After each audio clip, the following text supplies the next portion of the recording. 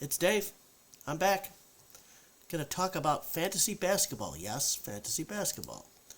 Um, most people, a lot of people play fantasy football. I do as well. I play fantasy baseball, fantasy hockey. Uh, do pretty good in football. Football's tough. A lot of people know it. Um, Hockey I do pretty well. Won a couple of championships last year. Baseball I had a pretty good year this year. I did things a little differently this year. But basketball is where I excel. I win between 75 and 80% of my games. Just I, you know, Everything has to do with drafting, as every fantasy league has to do with. But for some reason, I just happen to play fantasy basketball better than I do any other of the other sports. So I really enjoy it. I've got a bunch of teams. I got 28 teams. How's that? Um, and the key, obviously, as I said, is drafting. And when you're going at the first round, top 8 guys are really good. Yeah, there's a difference between 1 and 8. There always is in everything, but for me, the most important thing is availability. In today's NBA, guys miss games. They get sat out, they get rested. It's just the nature of the beast. I believe Joker will miss some more games this year. Most of the great players play between 63 and 68 games. That's just how it is. So one of the things you can look at, and I do in my Yahoo League, here's a for instance, between top 2 picks are usually Joker and then Doncic. There's 1 point separating the two, 61 to 60 as far as points per game. But when you look at the total points for the season, between the two, you're looking at about 260 point difference between the Joker and Doncic, because Joker plays more games. In fact, the second most points in the league last year, in this league, was Sabonis, because he'd been missed a bunch of games, but last year he played like 79 games. So he actually scored more fantasy points than Luka, and you get Sabonis in the second round pretty much every time. But everybody wants to get one of the studs. You want your Jokers, you want your Lukas, you want your Embiids, you want your Giannis's, all great players and all worthy, of an early round draft. Go get them. That's not where the draft's won. The draft's won, later on. And basically, there are some guys I just avoid. They're great players. Don't get me wrong, but they're not there. They're not there enough. So especially now, I won't pick them. And I'm going to go down the list here of guys that, I just won't pick. Anthony Davis. Now, he did play more games last year than he's played in a while, but, he scares the hell out of me. Fantastic player, but, he just misses too many games. I'm looking at his numbers right here. Even last year was a big year for him, 56 games. That means he missed, I don't know if there's 82 or 84, I can never remember. I'll look at Vooch's numbers, that'll tell me. He played 56 games. He played 40, and 36 the 2 years before. He's not there. It's just, you can't do it. You can't win that way. You don't know when he's going to be there. He's going to be gone for big stretches of the season. KD's getting like that too. KD is a great player, but last year he played 47 games. The year before 55. The year before 35. Missed the whole year before. And then he was playing 78, back in 18. So, if they have a healthy year, it's a big gamble. You late in the third round, the fourth round, okay. But you're not going to see these guys there. They're big names. They're going to be gone. Gilgeous-Anderson, he's a young kid. He plays a lot. It's a great guy to have. But we're going through guys that miss a lot of games. Steph is missing a lot of games lately. He's not getting any younger, and it's just, it's the fact. Harden, great player, misses a lot of games, and maybe he just doesn't feel like playing. That's more really Kyrie. Kyrie's the one, don't feel like playing today, don't feel like playing this week, don't feel like playing on this team anymore. Harden's the same way. They're both amazing basketball players. But what good do they do you if they're not there during the fantasy season? At least in the NBA, if you make the playoffs, those guys are going to be out there if they're physically able to play. But our fantasy playoffs are usually, not the last week of the season, but the 2 to 3 weeks before that. And if they're missing games, they kill you. You can't have a top 3 choice, missing as many games as these guys miss. Porzingis had finally played a bunch of games last year. He was in the 60s. Another guy that I avoid like the plague is Zion. Can't stay healthy. Doesn't want to stay healthy. Doesn't want to take care of his body. Jimmy Butler played more games last year than he's played in a while, but Jimmy just misses a bunch of games. And he's one of my favorite players of all time. Booker missed a lot of games last year, coming back from an injury. So, who knows? Kawhi and Paul George, the Hall of Famers, but they don't play. I can't tell you the last time I took Kawhi. 4 years ago? 5 years ago? Just can't do it. Markkanen had a nice bounce back year. Lowry, when he was a Bull, and other that missed a lot of games. So, there are guys that you just you gotta avoid them. You just gotta avoid them. It just isn't worth it. Let's see. I'm looking at Nikola Vucevic played 82 games last year, which is a miracle in today's game. So it is 82 games. Brandon Ingram, another really good player, misses too many games.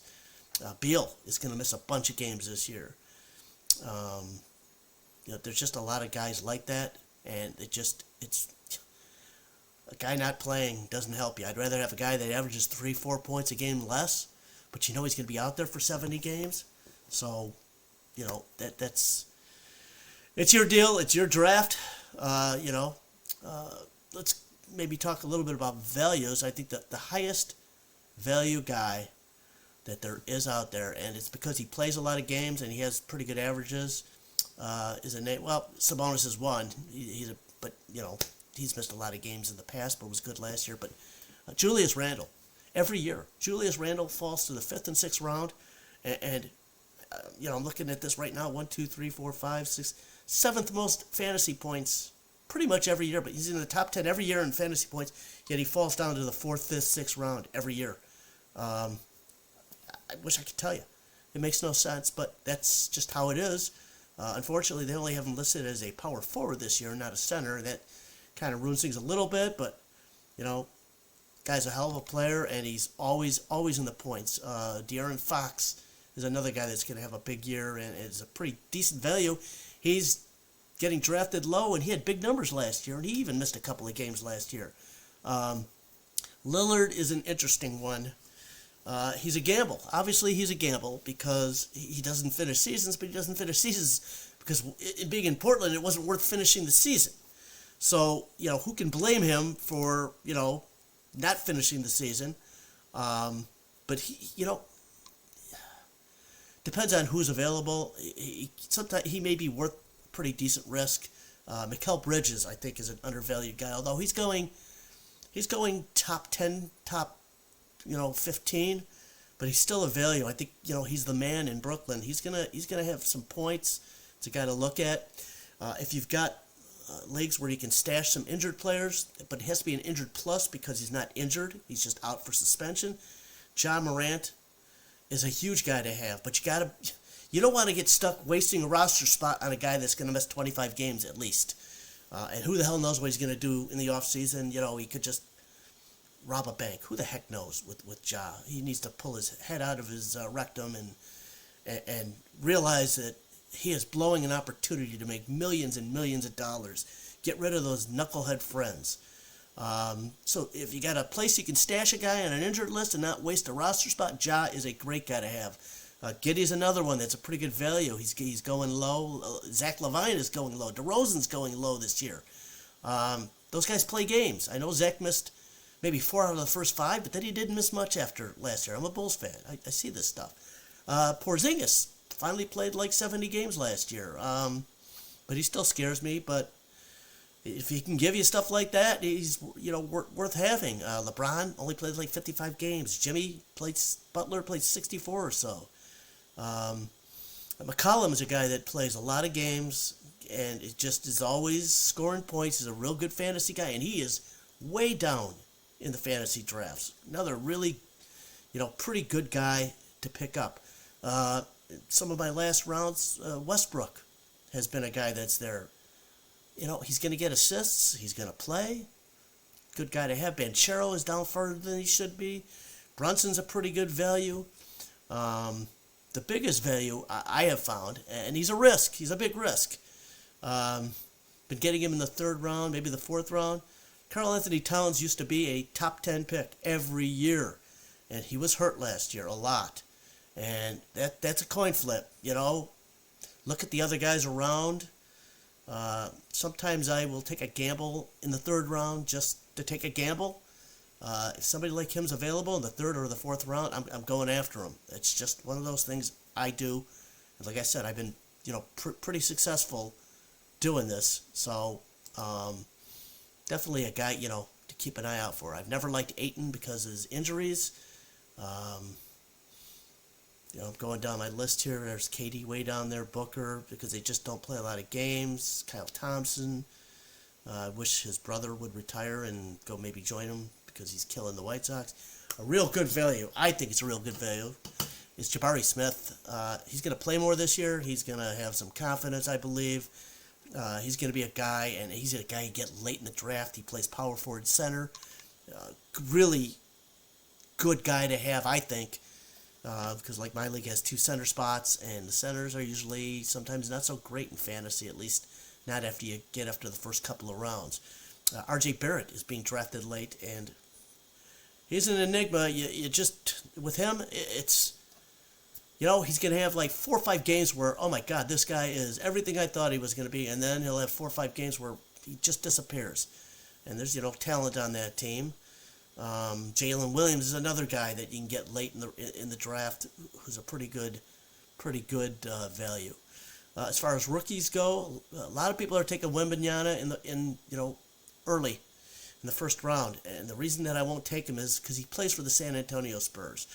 Pop, for one, I know this kid's the number 1 draft choice. I know he's going to play, but Pop doesn't like to play rookies as much, and he rests guys too much. I mean, I had Jeremy Sochan last year, and he would get on a hot string, and then he'd miss a bunch of games, and then Pop would sit him. And he sits like his starting lineup all the time. So Wembanyama in the second, third round, that's a different story. First round, I wouldn't do it. Your call. You know, Chet Holmgren is not a rookie this year, but, you know, big guys have foot problems. With a lot of these rookies, I'd like them to show me, unless I'm getting them late in the draft, and Chet's been going pretty high. I want him to show me. After this year he shows me, I'll go with him. If he's around in the 4th, 5th round, different story. A guy I've been getting late has been Scoot Henderson. He's, you know, with Lillard gone, he's going to be a guy that's going to be called on to have to score some points. Brandon Miller I've gotten in the last round. You know, really isn't much else. You know, they got the Thompson twins. Hey, there was a band called the Thompson Twins. Thompson twins. I don't know. You know, those are the guys you can get, I think, you know, off of the waiver wire eventually. So the deal is, you know, if there are guys that are your guys, you know, and they're good value, go grab them. I love having DeRozan and Levine and Vooch on my team because I'm a Bulls fan. Kobe White's a guy that could have a year. Pat Williams is a guy that could have a year, but those are guys that you get off the waiver wire. I wouldn't take them unless you got way too many, you know, roster spots, which I can't stand. So, you know, make sure when you draft that you've got, I always have my player list up with fantasy point averages per game, and I also have, you know, the total fantasy points so that I know what I'm looking at. You know, does this guy play a lot? Does he not play a lot? You know, have an idea of what the rookies are going to be doing.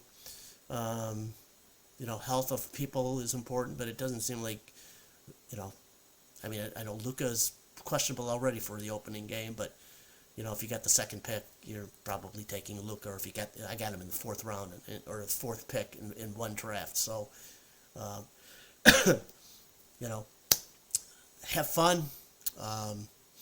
Make sure that when you're drafting that you are 3 rounds ahead. You know you have 2 or 3 options for the next 3 picks. Know who's there. Know who. I can't believe he's there. Like Kuzma. Kyle Kuzma has been taken probably 3 rounds before where he is placed, and for good reason.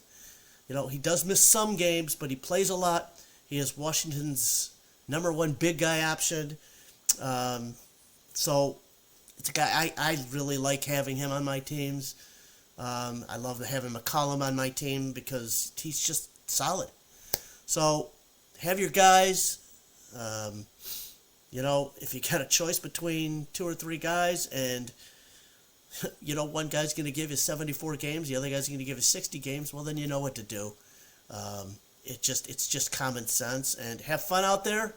I've had about, I don't know, I've had 5 drafts, maybe 6 drafts, which means I still have 18 going. I've got 3 on Wednesday night, 7, 8, and 9 o'clock. Boom, boom, boom. I love it. I love the drafts. I love the season. It's just fun. Yeah, I probably waste too much time doing it, but you know what? I'm 63, so I can't run around as much as I once did. I still play my football on Sundays. I don't play basketball anymore. I'd love to get back to playing softball. I'm going to maybe go back to being a wrestling official this year. So, I want to be active, but this at least kills a little bit of downtime, and you're watching some crappy basketball game. There you go. You can manage your fantasy basketball team. So have fun out there. Please subscribe to my video. If you have any questions, anything, because I really do know a lot about fantasy basketball. I wouldn't say much about, I know enough about the other ones too, but I consider myself a near expert on this. So type a question in the comments area and I will respond. I respond to every comment. So hope you enjoy my video, and go Bulls, and we'll see you in the funny papers. Toodles!